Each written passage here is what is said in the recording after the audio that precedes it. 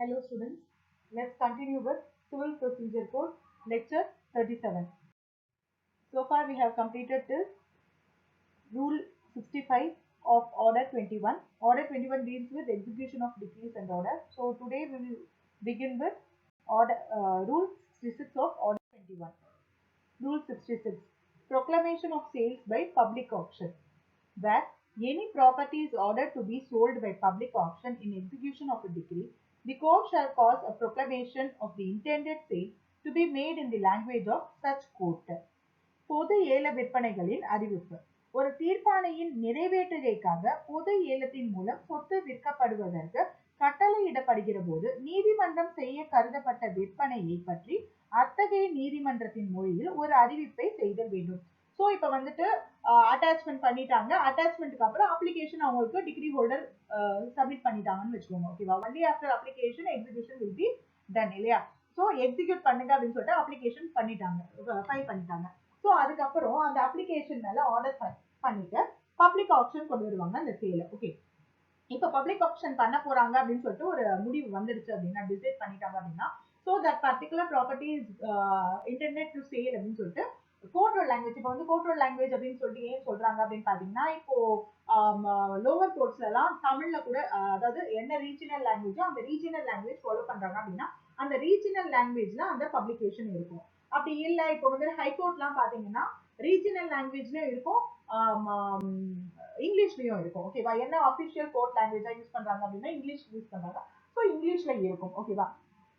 So அந்த மாதிரி first notification will be given. Such proclamation shall be drawn up after notice to the decree holder and the judgment data, and shall state the time and the place of sale and specify as fairly and accurately as possible.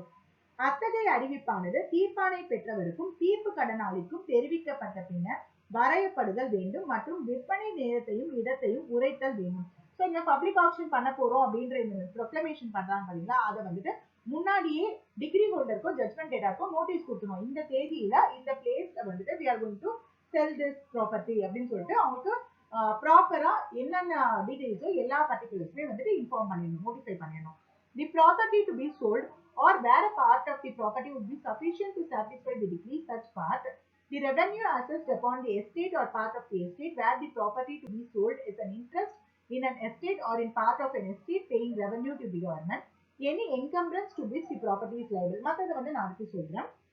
என்ன அப்படின்னு பாத்தீங்கன்னா, விற்பனை செய்யப்பட வேண்டிய சொத்தினை பற்றிய அல்லது தீர்ப்பானை தீர்க்க அந்த சொத்தின் ஒரு பகுதி போதுமானதாக இருக்கும்போது அந்த பகுதியினை பற்றி, அதாவது ஃபுல் ப்ராப்பர்ட்டி வந்து நம்ம சேல் பண்ண போறோம்ன்றது கிடையாது இல்லையா? ஸோ என்ன ப்ராப்பர்ட்டி சேல் பண்ண போறோம், ஃபுல் ப்ராப்பர்ட்டினா ஃபுல் ப்ராப்பர்ட்டி, இல்லைன்னா அதோட பார்ட் வந்து நம்ம சேல் பண்ண போறோம் அப்படின்னா அந்த பார்ட் பத்தின பர்டிகுலர்ஸ்.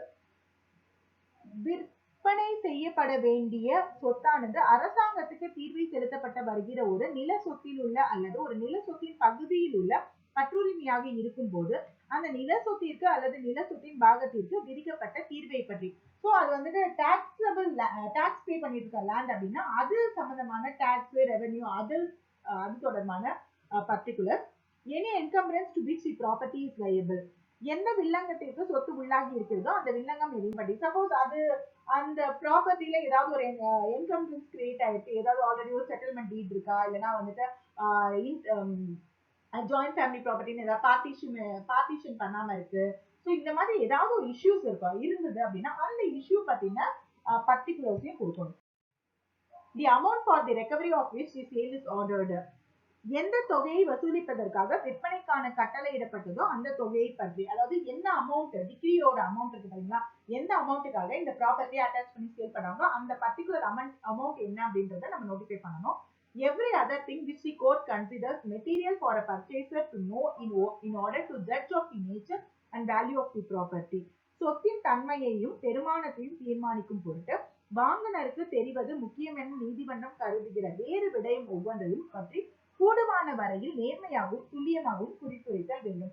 ஸோ ப்ராப்பர்ட்டி பத்தின எல்லா மெட்டீரியல் ஃபேக்ட்ஸுமே வந்துட்டு சொல்லிடணும். ஸோ தட் இப்போ வந்து நம்ம நார்மலா ஒரு லேண்டோ இல்லைன்னா ஒரு ப்ராப்பர்ட்டி வாங்க போறோம் அப்படின்னா பர்ச்சேசருக்கு என்னென்ன மாதிரியான மெட்டீரியல் ஃபேக்ட்ஸா தெரிஞ்சிருக்கணும், என்னென்ன மாதிரியான இன்ஃபர்மேஷனா டுவர்ட்ஸ் தட் பர்டிகுலர் ப்ராப்பர்ட்டி தெரிஞ்சிருக்கணும், அது எல்லா டீடைல்ஸுமே வந்துட்டு தெரிய வச்சணும். So that he will ascertain இந்த ப்ராப்பர்ட்டியை நம்ம வாங்குறது பர்ஃபெக்ட்டா ப்ராப்பரா இல்லைன்னா வந்துட்டு லாஸ் வாங்குறோமா அப்படின்றதெல்லாம் அவங்க வந்து கால்குலேட் பண்ணுவாங்க. So each and every detail even minute details should not be missed. Okay, provided that where notice of the date for settling the terms of the proclamation has been given to the judgment debtor by means of an order under Rule 54, it shall not be necessary to give notice under this rule to the judgment debtor unless the court otherwise directs. அதாவது பரம்பரையாக பொது அறிவிப்பின் நிபந்தனைகளை நிர்ணயிப்பதற்கான தேதியை பற்றி 54வது விதியின் கீழ் ஒரு கட்டளையின் மூலம் தீர்ப்பு கடனாளிக்கு அறிவிப்பு கொடுக்கிற போது மற்றபடி நீதிமன்றம் வேறு வகையில் உத்தரவிட்டாலன்றி இந்த விதியின் கீழ் தீர்ப்பு கடனாளிக்கு அறிவிப்பு கொடுக்க வேண்டும் என்ற அவசியம் இல்லை. ஸோ ரூல் 54ல சொல்லியிருக்க மாதிரி நோட்டீஸ் கொடுத்தாச்சு அப்படின்னா ஃபர்தரா எந்த ஒரு நோட்டீஸும் ஜட்மெண்ட் டேட்டருக்கு கொடுக்க வேண்டிய அவசியம் இல்லை unless the court directs அப்படின்றது. Provided further that nothing in this rule shall be construed as requiring the court to enter in the proclamation of sale its own estimate of the value of the property, but the proclamation shall include the estimate, if any, given by either or both of the parties.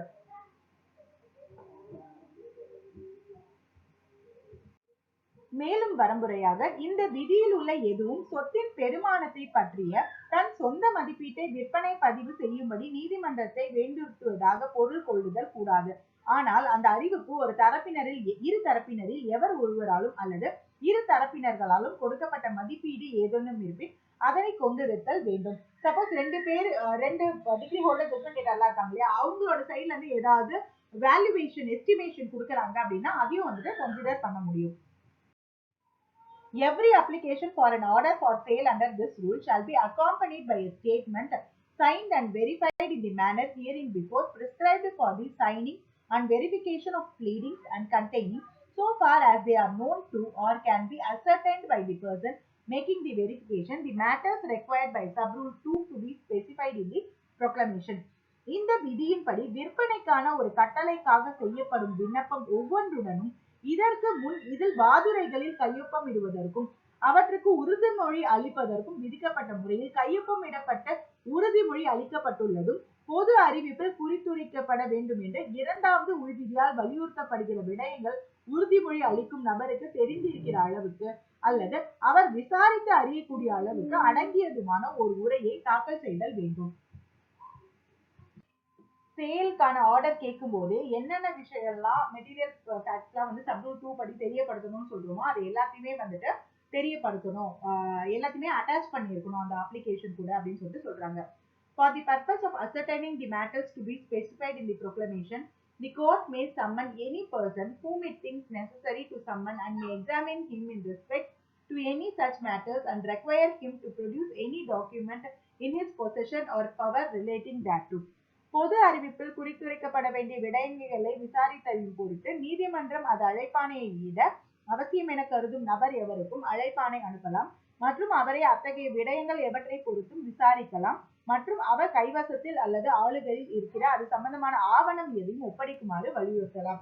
So இப்போ வந்துட்டு என்னென்ன details எல்லாம் நம்ம பர்டிகுலர்ஸா பர்ச்சேசர்ஸ்க்கு தெரியப்படுத்தணுமோ அது எல்லாத்தையுமே நம்ம proclamation கொடுக்குறோம் இல்லையா, அந்த அதுல என்னென்னலாம் கொடுக்க போறோம் அப்படின்றத அப்ளிகேஷன் ஃபைல் பண்றோம் இல்லையா, அது கூடவே நம்ம இதை அட்டாச் பண்ணிடுறோம். ஸோ இதை பார்த்துட்டு judge suppose if he feels that ஏதாவது ஒரு விஷயத்தை விசாரிக்கணும் அப்படின்னு நினைச்சாங்கன்னா யாரையா சம்மன் பண்ணி விசாரிக்கலாம். யாருக்குன்னா ஏதாவது டாக்குமெண்ட் இருக்குன்னா அந்த டாக்குமெண்ட்டை ப்ரொடியூஸ் பண்ண சொல்லி கேட்டுட்டு விசாரிச்சு அதுக்கப்புறம் ஃபர்தரா ப்ரொசீட் பண்ணலாம். இது மெயினா எங்க வரும் அப்படின்னு சொல்லிட்டு பாத்தீங்கன்னா சப்ரூல் 2ல நம்ம என்கம்பரன்ஸ் அப்படின்ற ஒரு பார்ட் பார்த்தோம் பாத்தீங்களா. ஸோ அந்த என்கம்பரன்ஸ் ஏதாவது இருக்குன்னா அது சம்பந்தமான ஒரு இன்வெஸ்டிகேஷன் தான் இந்த இடத்துல பண்ணுவாங்க, இன்கொயரி தான் அந்த நேரத்துல பண்ணுவாங்க. Rule 67. Mode of making proclamation. Every proclamation shall be made and published as nearly as may be in the manner prescribed by Rule 54 Subrule 2. பிரகடனம் செய்யும் முறை. ஒவ்வொரு பொது பிரகடனத்தையும் கூடுமான வரையில் விதி 54 உள்விதி 2 குறித்துரைக்கப்பட்ட வகையில் பிறப்பிக்கப்பட்டு வெளியிடப்படுதல் வேண்டும். ஸோ அது என்னென்ன டீடைல்ஸ்லாம் இருக்கணும் அப்படின்றத அதை சொல்லியிருக்காங்க. ஸோ அதே ஃபார்மேட்டில் தான் அவங்க கொடுக்கணும். Where the court so directs, such proclamation shall also be published in the official gazette or in a local newspaper or in both, and the cost of such publication shall be deemed to be cost of the sale. நீதிமன்றம் அவ்வாறு உத்தரவிடும் போது அத்தகைய பொது அறிவிப்பை அதிகாரப்பூர்வமான அரசிதழில் அல்லது வட்டார செய்தித்தாள் ஒன்றில் அல்லது அவை இரண்டிலும் வெளியிடுதல் வேண்டும். மற்றும் அத்தகைய வெளியீட்டுக்கான செலவு தொகைகள் விற்பனைக்கான செலவு தொகைகளாக கொள்ளப்படுதல் வேண்டும். ஸோ இப்போ 54(2)ல வந்து நம்ம என்ன பார்த்திருப்போம் பாத்தீங்கன்னா, கான்ஸ்பிகுவஸ் பிளேஸ்ல வந்துட்டு நம்ம பப்ளிகேஷன் ஒட்டணும், அப்புறம் வந்துட்டு கோர்ட் ஹவுஸ்ல ஒரு காப்பி ஒட்டணும் அந்த நோட்டீஸ் போர்டுல, அதுக்கப்புறம் வந்துட்டு டிஸ்ட்ரிக்ட் கலெக்டரேட்ல வந்துட்டு ஒரு காப்பி ஒட்டணும். Suppose it's coming under village panchayat அப்படின்னா அந்த ஊராட்சி அந்த ஆபீஸ்ல வந்து நம்ம ஒன்று ஒட்டணும் அப்படின்றதுலாம் நம்ம பப்ளிகேஷன் ப்ரொக்ளமேஷன் சேல் பண்ணி அதெல்லாம் நோட்டிபிகேஷன் பண்ணணும் அப்படின்றது நம்ம 54 ரூல் 54 சப் ரூல் 2ல பார்த்திருக்கோம். ஸோ அது யூஸ்வலா நம்ம ஃபாலோ பண்ற விஷயங்கள். ஓகேவா? Suppose court direct if the court thinks that local news பேப்பர்லயே கொடுங்க, அபிஷியல் கெசட்லயே பதிய ரெஜிஸ்டர் பப்ளிஷ் பண்ணுங்க அப்படின்னா ஸோ அதையும் நம்ம பண்ணணும். ஓகேவா? ஸோ இது பப்ளிகேஷனுக்கான சேல் எல்லாத்தையுமே வந்து எந்த சேலோட எடுத்துப்பாங்கன்னு பாத்தீங்கன்னா அட்டாச்மெண்டோட அந்த எக்ஸ்பென்சஸ் வருது பாத்தீங்களா, அதோடவே சேர்த்து தான் சொல்லுவாங்க. வேர் ப்ராப்பர் அந்த அட்டாச்மெண்ட் அமௌண்டோடவே சேர்த்து தான் இதையும் எக்ஸ்பென்சஸை கவுண்ட் பண்ணுவாங்க. Where property is divided into lots for the purpose of being sold separately, it shall not be necessary to make a separate proclamation for each lot unless proper notice of the sale cannot, in the opinion of the court, otherwise be given. தனித்தனியே விற்கப்படுவதன் பொருட்டு சொத்து கூறுகளாக பிரிக்கப்பட்டிருக்கும் போது வேறு வகையில் விற்பனையை பற்றி உரிய அறிவிப்பை கொடுக்க முடியாது என்று நீதிமன்றம் கருதினாலன்றி மற்றபடி ஒவ்வொரு கூறுக்கும் ஒரு தனி பொது அறிவிப்பு செய்வது அவசியமாகாது. இப்ப வந்து தனித்தனி ப்ராப்பர்ட்டியா இருக்குது அப்படின்னா அந்த தனித்தனி ப்ராப்பர்ட்டிக்கு சேர்த்து ஆப்ஷன் நடத்துறாங்க அப்படின்றது, சேல் நடத்துறாங்க அப்படின்றது தனித்தனியா நோட்டிபிகேஷன் கொடுக்க வேண்டிய அவசியம் கிடையாது. Unless if the court things இது தனித்தனியா தான் ஒவ்வொரு நோட்டிபிகேஷனும் கொடுக்கணும் அப்படின்ட்டு கோர்ட் கன்க்ளூட் பண்ணினா மட்டும்தான் தனித்தனியா நம்ம நோட்டீஸ் ப்ரொக்ளமேஷன் எல்லாருமே பண்ணுமே தவிர மற்ற நேரத்துல எல்லாத்தையுமே சேர்த்தே நம்ம வந்துட்டு ஆப்ஷன் பண்ண முடியும். Lalchand vs 8th Additional District Judge 1997, wherein an execution sale, the same was notified in the village after starting by beat of drum as the people started coming thereafter and certain number of persons including decree holder participated in the bid. The procedure adopted is clearly illegal. So in the sale execution பாத்தீங்கன்னா என்ன பண்ணிருப்பாங்க பாத்தீங்கன்னா night தண்டோரா போட்டுக்குள்ள கிராமத்துல எல்லாரும் வந்ததுக்கு தண்டோரா போடுவாங்க, எல்லாரும் உடனே மக்கள் எல்லாம் கூடுறாங்க, அப்பவே அப்படியே ஆப்ஷன் விடுவாங்க. சோ இது வந்துட்டு இல்லீகல் அப்படின்னு சொல்லிட்டு சொல்றாங்க. Rule 68. Time of sale. Sale in the case of property of the kind described in the proviso to Rule 43. No sale hereunder shall, without the consent in writing of the judgment debtor, take place until after the expiration of at least 15 days in the case of immovable property and of at least 7 days in the case of movable property, calculated from the date on which the copy of the proclamation has been affixed on the courthouse of the judge ordering the sale. Rule 68. விற்பனைக்கான காலம் 43வது விதியின் வரையத்தில் விவரிக்கப்பட்ட முறையில் அல்லாமல் இதன்படி விற்பனை எதுவும் தீர்ப்பு கடனாளியின் எழுத்து மூலமாக சம்பந்தம் இல்லாமல் விற்பனைக்கு கட்டளையிடுகிற நீதிபதியின் நீதிமன்ற கட்டடத்தில் பொது அறிவிப்பின் நகல் ஒட்டப்பட்ட தேதியிலிருந்து கணக்கிடப்பட்ட அசையா சொத்தை பொறுத்தவரை குறைந்தபட்சம் 15 நாட்களும் அசையும் சொத்தை பொறுத்தவரை குறைந்தபட்சம் 7 நாட்களும் முடிவடைந்த பின்னர் வரையில் பெறுதல் கூடாது.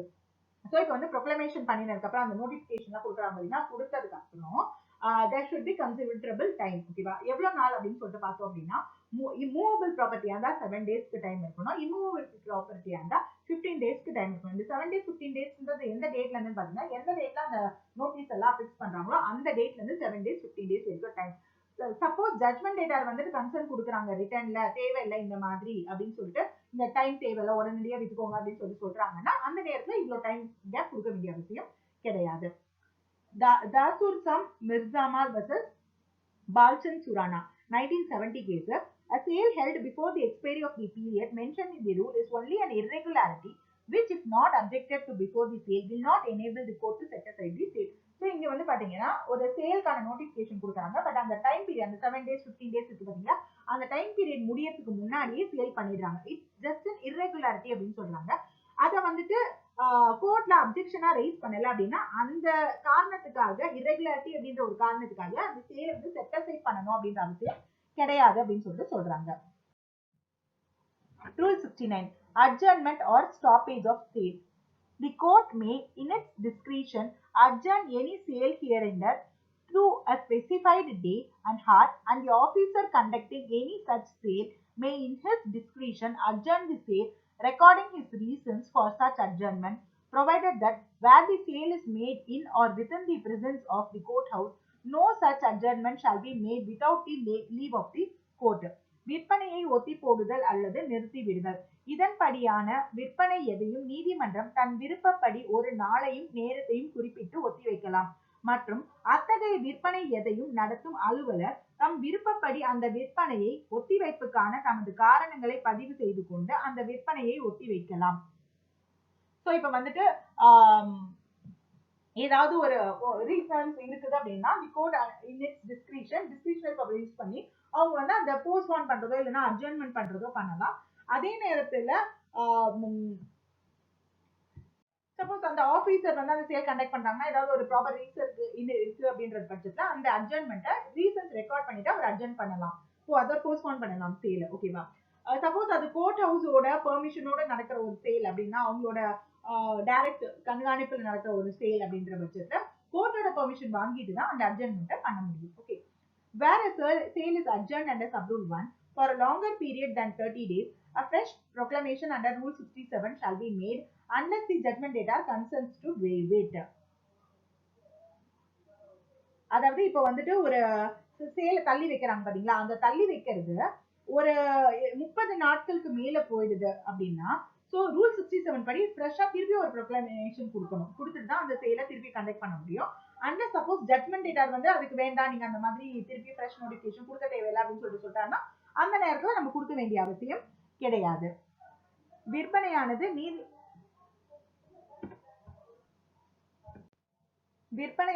1வது உள்விதியின் கீழ் 30 நாட்களுக்கும் அதிகமான ஒரு கால அளவுக்கு ஒத்தி வைக்கப்படுகிற போது 67வது விதியின் கீழ் புதிய பொது அறிவிப்பு ஒன்று செய்யப்படுதல் வேண்டும். தீர்ப்பு கடனாளி அதற்கான உரிமையை விட்டுவிட சம்மதித்தாலன்றி மற்றபடி அவ்வாறு செய்யப்படுதல் வேண்டும். ஓகேவா? Next, every sale shall be stopped if before the lot is knocked down the debt and cost including the cost of the sale or tendered to the officer conducting the sale or proof is given to his satisfaction that the amount of such debt and cost has been paid into the court which ordered the sale. ஏல விற்பனை முடியும் முன்பு கடனையும் விற்பனைக்கான செலவு தொகைகள் உள்ளடங்கலாக செலவு தொகைகளையும் விற்பனையை நடத்துகிற அலுவலரிடம் கொடுக்க முற்படும் போது அல்லது நீதிமன்றத்தில் அத்தகைய கடனும் செலவு தொகைகளும் செலுத்தப்பட்டு விட்டன என்பது நிரூபிக்கப்படும் போது ஏல விற்பனையை நிறுத்துதல் வேண்டும். சோ இப்ப பாத்தீங்கன்னா கோர்ட்ல வந்துட்டு அந்த அமௌண்ட்டை பே பண்ணிட்டு அதுக்கான சர்டிபிகேட் வாங்கி அந்த ஆக்ஷன் சேல் நடத்துறாங்க இல்லையா, அந்த ஆபீசர் கிட்ட கொடுக்கும்போது நான் வந்து இந்த மாதிரி கடன் எல்லாம் அடைச்சிட்டேன், காஸ்ட் எல்லாத்தையும் நான் பே பண்ணிட்டேன், சோ பாருங்க முடிஞ்சிருச்சு என்னோடது அப்படின்னு சொல்லிட்டு கொடுக்கறதோ அப்படி இல்லைன்னா என்ன அமௌண்ட்டோ அந்த அமௌண்ட்டை தான் ஆக்ஷன் சேல் நடத்துறாங்க இல்லையா, சோ என்ன அமௌண்ட்டுக்காக சோ எல்லாருக்குமே அந்த அமௌண்ட் தெரிஞ்சுக்கோ இல்லையா, சோ அந்த ஜட்மெண்ட் டேட்டா அந்த அமௌண்ட்டை அந்த ஆபீசர் கிட்ட கொடுக்குறாரு சேல் முடியறதுக்கு முன்னாடி அப்படின்னா அந்த சேல் வந்து ஃபர்தரா கண்டினியூ பண்ண மாட்டாங்க. ஓகேங்களா? Rule 70 omitted by Code of Civil Procedure. Okay, so இந்த ரூலை வந்து நம்ம 70 வந்து omit பண்ணிட்டாங்க அப்படின்றது இதுல தெரிஞ்சது. Rule 71 defaulting purchaser answerable for loss on resale, decree holder not to bid for or buy property without permission. Any deficiency of price which may happen on a resale by reason of the purchaser's default and all expenses attending such resale shall be certified to the court by the officer or other person holding the sale and shall at the instance of either the decree holder or the judgment debtor be recoverable from the defaulting purchaser under the provisions relating to the execution of a decree for the payment of money. தவறு புரியும் வாங்குபவர் மறு விற்பனையில் நட்டத்திற்கு பொறுப்பாதல். வாங்குனரின் தவறுகை காரணமாக செய்யப்பட்ட ஒரு மறு விற்பனையின் பேரில் ஏற்படலாகும் எந்த விலை குறைபாட்டையும் அத்தகைய மறு விற்பனையை சார்ந்த எல்லா செலவுகளையும் பற்றிய உறுதி சான்று விற்பனையை நடத்தும் அலுவலரால் அல்லது வேறு நபரால் நீதிமன்றத்திற்கு தரப்படுதல் வேண்டும் மற்றும் பண செலுத்தத்துக்கான தீர்ப்பாணை ஒன்றை நிறைவேற்றுவது சம்பந்தமான வகைமுறைகளின்படி அவை தீர்ப்பாணை பெற்றவரின் அல்லது தீர்ப்பு கடனாளியின் வேண்டுதலின் பேரில் தவறுகை புரியும் விலைக்கு வாங்குனரிடமிருந்து வசூலிக்கப்படத்தக்கவையாகும். சோ இப்ப வந்துட்டு ஃபர்ஸ்ட் ஆக்ஷன் நடத்துறாங்க. ஆக்ஷன் நடக்கும் போது ஏ அப்படின்ற ஒரு அமௌண்ட்டை கோட் பண்ணிட்டு அதை வந்துட்டு அவரு வாங்கிக்கிறார் அப்படின்னு சொல்லிட்டு சொல்லிடுறாரு.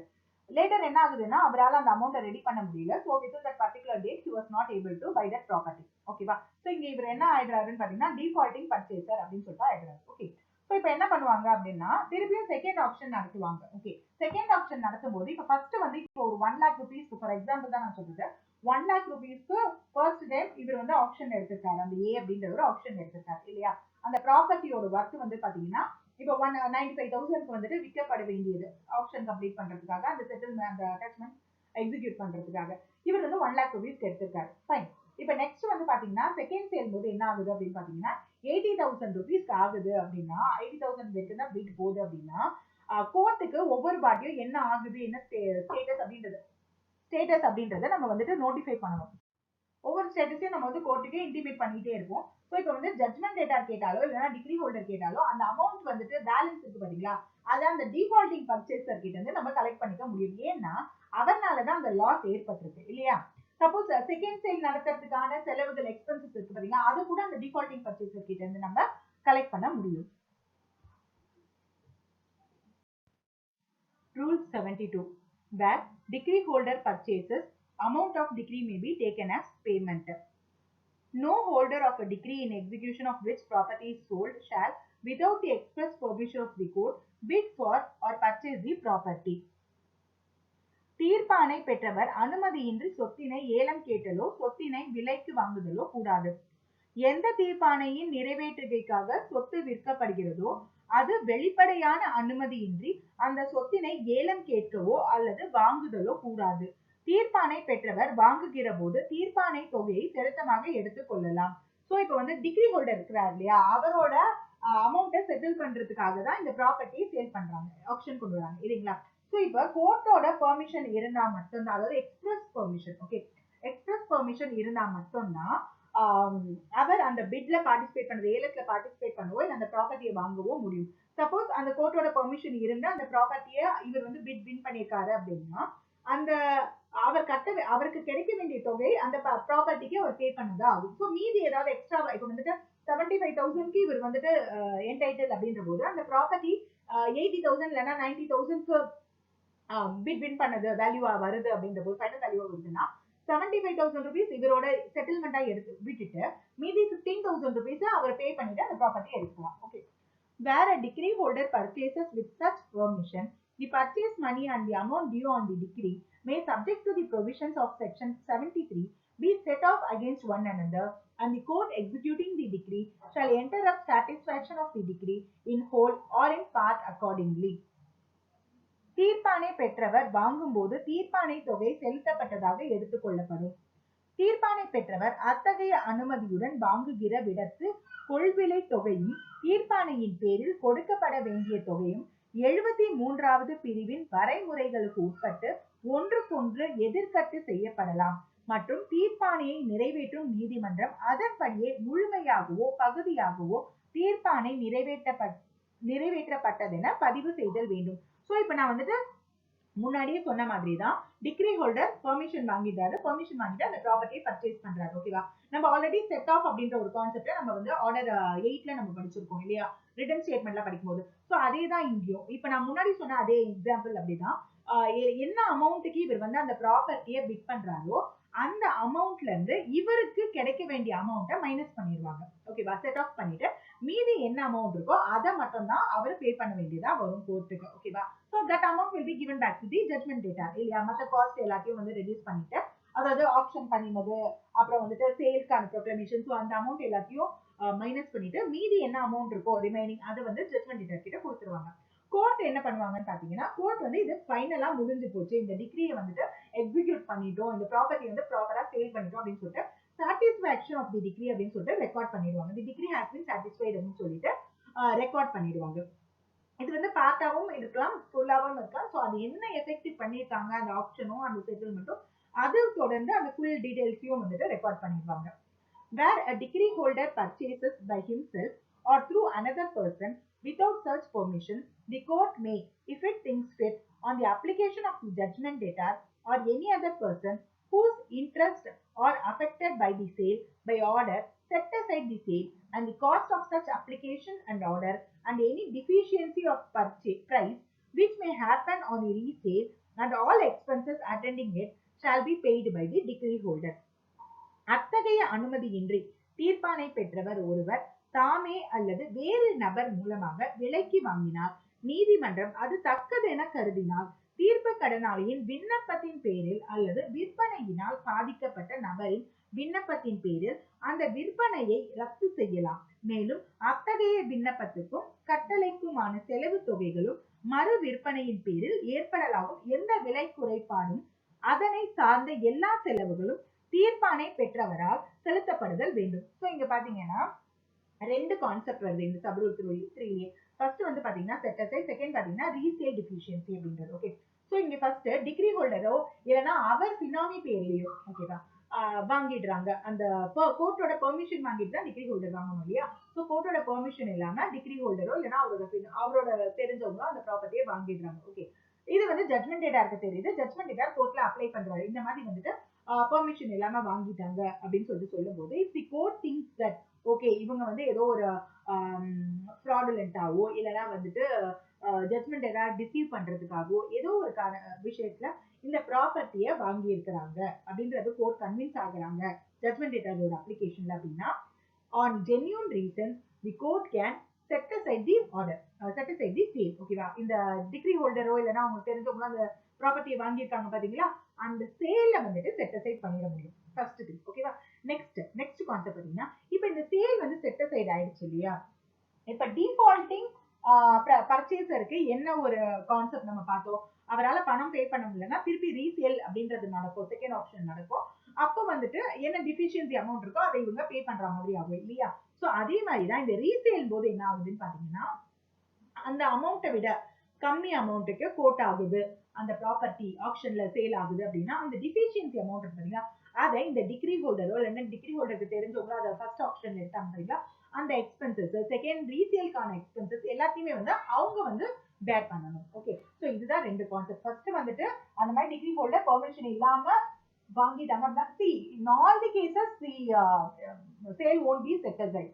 ஓகே, அதை வந்து செட் அசைட் பண்ண மாட்டாங்க. Only the court thinks that there is a genuine reason behind the application filed by the judgment debtor அப்படின்றது ஒண்ணு. இன்னொன்று வந்து நல்ல ஆக்ட் என்ன சொல்றது பிரிமா ஃபேசி இருக்கு, டிசீவ் பண்ணிருக்காங்க வேணும்னே அப்படின்னு சொல்லிட்டு தெரியும் போது அந்த ப்ராப்பர்ட்டியை அவங்க வாங்கின சேலை செட் அசைட் பண்ண முடியும். ஏதாவது லாஸ் இருக்குது அப்படின்னா அதையும் வந்துட்டு காம்பன்சேட் பண்ண முடியும். ஸோ அதுக்கப்புறம் ரீசேல் ஆகும்போது அதுல ஏதாவது டிஃபிஷியன்சி வருது அப்படின்னா அதை இவங்களை டிகிரி ஹோல்டரே வந்துட்டு பே பண்ணணும் அப்படின்னு சொல்லிட்டு வருது. Case Jaswantlal N Thakkar vs Sushila ben 1991 case. The absence of the judgment debtor vitiates an order granting leave to bid and set off. அதாவது ஒரு ஜட்மெண்ட் டேட்டர் இல்ல அவரோட ஆப்சன்ஸ் அப்படின்னா ஜட்மெண்ட் டேட்டர் இல்ல அப்படின்ற போது இட் ஸ்பாயில்ஸ் விஷயஸ் அப்படின்றது என்னன்னா spoils. Okay, spoils the order granting leave to bit. Leave அப்படின்றது என்னன்னா பெர்மிஷன். ஸோ பிட்கான பெர்மிஷனை வந்துட்டு ஸ்பாயில் பண்ணிட்டு செட் ஆஃப் அப்படின்னு சொல்லி சொல்றாங்க. Ganpat Giri versus second additional district judge 1986. The lack of permission to bid cannot make the sale void, but it can only be a ground for having the sale set aside. Okay, so இப்போ வந்துட்டு பாத்தீங்கன்னா இது permission bit பண்றதுக்கான permission வாங்கிடல அப்படின்னா ஆட்டோமேட்டிக்கா சேலை வந்து void ஆக்கிடாது. ஓகேவா? It's ground for making it set aside. Okay, so இது வந்து ஆட்டோமேட்டிக்கா பெர்மிஷன் இல்லை அப்படின்னா ஆட்டோமேட்டிக்கா இது வந்து void sale ஆகிடாது. Only on application of the judgment debtor if the court thinks that, if the court feels that there has been some deceiveness on the part of deceit on the part of degree holder, ஏமாத்து வேலை ஏதோ பண்ணியிருக்காங்க, பண்ணி அவங்க கொஞ்சம் ஏமாத்தி ப்ராப்பர்ட்டியை வாங்கறதுக்காக எல்லாம் பண்ணியிருக்காங்க அப்படின்ற மாதிரிலாம் ஏதாவது நம்பர் அங்க ஃபீல் பண்றாங்க அப்படின்னா அந்த நேரத்துல ஃபீல் மட்டும் கிடையாது, if the court believes with reasons அப்படின்ற போது அந்த நேரத்துல it acts as a ground set aside பண்ணலாம். ஓகேவா? if the court is convinced அப்படின்னா set aside பண்ணலாமே தவிர ஆட்டோமேட்டிக்கா சேல் வந்து void ஆகாது. Rule 72A. Mortgagee not to bid at sale without the leave of the court.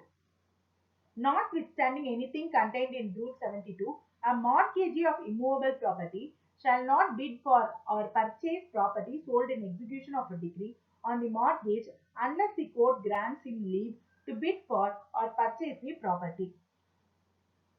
அடைமானம் பெற்றவர் நீதிமன்றத்தின் அனுமதி இல்லாமல் விற்பனையில் ஏலம் கேட்டல் கூடாது. ஸோ இப்போ 72 பாத்தீங்கன்னா ஜென்ரலா ஒருத்தங்க அதாவது டிகிரி ஹோல்டரை பத்தி சொல்லிருக்காங்க. இதை வந்து எக்ஸ்க்ளூசிவா மார்ட்கேஜ் பத்தி சொல்றாங்க. ஓகேவா? 72வது விதியில் என்ன கூறப்பட்டிருப்பினும் அசையா சொத்தினை அடைமானம் பெற்றவர் ஒருவருக்கு அந்த அடைமானத்தின் மீதான தீர்ப்பாணையை நிறைவேற்றுகை வாயிலாக விற்பனை செய்யப்படும் சொத்தினை ஏலம் கேட்பதற்கு அல்லது வாங்குவதற்கு நீதிமன்றம் அனுமதி அளித்தாலன்றி மற்றபடி சொத்தினை ஏலம் கேட்கவோ வாங்கவோ கூடாது. மார்ட்கேஜ் அப்படின்றது நமக்கே தெரியும் இல்லையா? இப்ப வந்துட்டு யாராவது ஒருத்தர் என்கிட்ட மார்ட்கேஜ் பண்ணி அடைமானம் வச்சுட்டு என்கிட்ட இருந்து பைசா வாங்கியிருக்காங்க அப்படின்னா, இப்ப ஜுவல் எல்லாம் லோன்லாம் வந்துட்டு சாரி ஜுவல் லோன்லாம் வாங்குறீங்கல்ல, ஜுவல் பிளட்ஜ் பண்ணிட்டு இல்லைன்னா ப்ராப்பர்ட்டி டாக்குமெண்ட் பிளட்ஜ் பண்ணிட்டு நம்ம வந்துட்டு பைசா வாங்கிக்கிறது. ஸோ இப்ப பைசா அடைக்க முடியலன்னா என்ன ஆகும்? டைரக்டா அந்த ப்ராப்பர்ட்டி வந்துட்டு பேங்க்குக்கோ இல்லைன்னா யார்கிட்ட நம்ம மார்ட்கேஜ் பண்ணுமோ அவங்க கிட்ட போயிட்டு. ஸோ நம்ம இங்க வந்து மார்ட்கேஜர், அவங்க வந்து மார்ட்கேஜி இல்லைங்களா? ஸோ இப்ப வந்து மார்ட்கேஜி கோர்ட்டோட பெர்மிஷன் இல்லாம ஏலத்துல கலந்துக்கவோ இல்லைன்னா அந்த ப்ராப்பர்ட்டியை வாங்கவோ கூடாது அப்படின்னு சொல்லிட்டு சொல்றாங்க. So without permission of the court. So கோர்ட்டோட பெர்மிஷன் இல்லாம அவங்க வாங்கவோ ஏலத்துல கலந்துக்கவோ கூடாது. If leave to bid is granted to such mortgagee, then the court shall fix a reserve price as regards the mortgagee, and unless the court otherwise directs, the reserve price shall be not less than the amount then due for principal, interest and cost in respect of the mortgage if the property is sold in one lot, and in the case of any property sold in lots, not less than such sum as shall appear to the court to be properly attributable to each lot in relation to the amount then due for the principal, interest and cost on the mortgage. அதாவது அடைமானம் பெற்றவருக்கு சொத்தினை ஏலம் கேட்க அனுமதி அளிக்கப்பட்டிருந்தால் அப்போது நீதிமன்றம் அடைமானம் பெற்றவரை பொறுத்து குறைந்தபட்ச விலை ஒன்றை நிர்ணயித்தல் வேண்டும் மற்றும் நீதிமன்றம் வேறு விதமாக உத்தரவிட்டாலன்றி அந்த குறைந்தபட்ச விலை ஒன்றை நிர்ணயித்தல் வேண்டும். நீதிமன்றம் வேறு விதமாக உத்தரவிட்டாலன்றி அந்த குறைந்தபட்ச விலையானது, அதாவது முதல்ல suppose if the permission is being granted for the mortgagee to participate in the bid, okay, so first வந்து அவங்களுக்கு அந்த பெர்மிஷன் கிடைச்சிச்சு, அவரும் வந்து அந்த ஏலத்தை பார்ட்டிசிபேட் பண்ணலாம், மார்ட்கேஜ் பண்ணலாம் அப்படின்னா கோர்ட், ஓகேவா, court if it things that அவங்களுக்கு ப்ராப்பரா இருக்கும் அப்படின்ற பட்சத்துல அவங்களுக்கு ஒரு ரிசர்வ் பிரைஸை கோட் பண்ணலாம். இந்த பிரைஸ் வந்துட்டு வேணும், அதாவது மினிமம் பிரைஸ், ஓகே, அந்த பிரைஸை வந்து கோட் பண்ணணும்.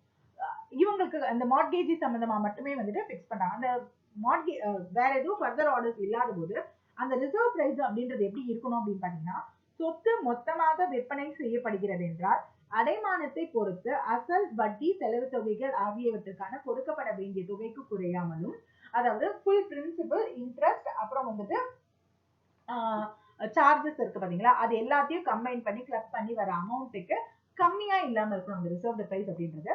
இன்னொன்னு பாத்தீங்கன்னா, சொத்தானது கூறுகளாக விற்கப்பட்டிருக்கும் சந்தர்ப்பத்தில் அடைமானத்தின் பேரில் அசல், வட்டி, செலவு தொகைகள் ஆகியவற்றுக்காக அப்போது கொடுபட வேண்டி இருக்கிற தொகையை பொறுத்து ஒவ்வொரு கூறுக்கும் உரியவாறு காட்டத்தக்கது என்று நீதிமன்றத்திற்கு தோன்றுகிற தொகைக்கு குறையாமலும் இருத்தல் வேண்டும்.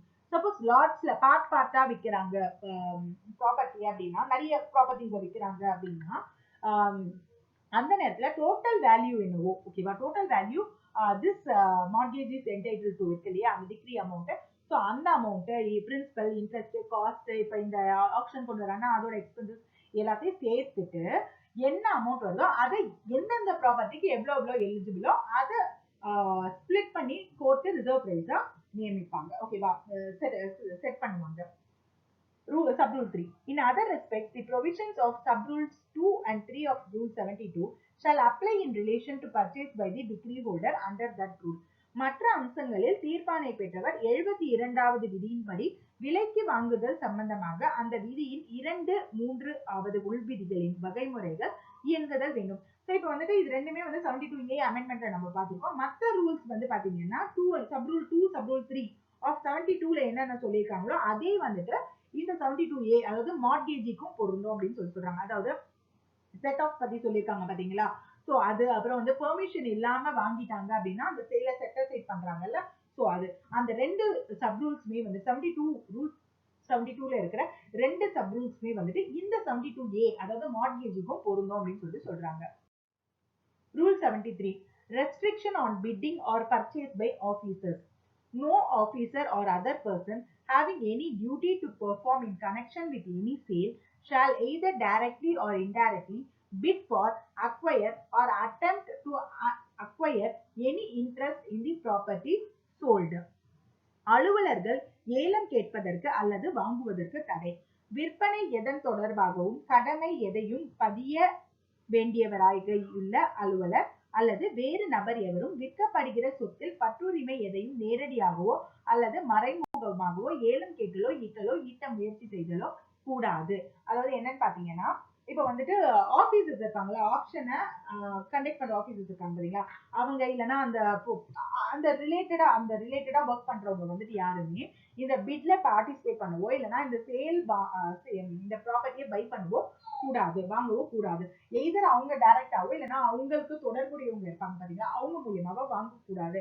ஏன் அப்படின்னு பாத்தீங்கன்னா, so these are the persons having direct connection to the direct touch with the property.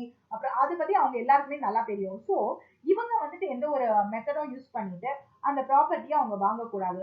ஏன் அப்படின்னா, இப்போ நான் ஒரு ஆபீசர் அப்படின்னு சொல்லி வச்சுக்கோங்களேன், பிட் பண்றதோ இல்லைன்னா ஆப்ஷன் சேல்க்கு டைரக்டா ரெலவெண்டா இருக்கிற கனெக்டடா இருக்கிற ஒரு ஆபீசர்.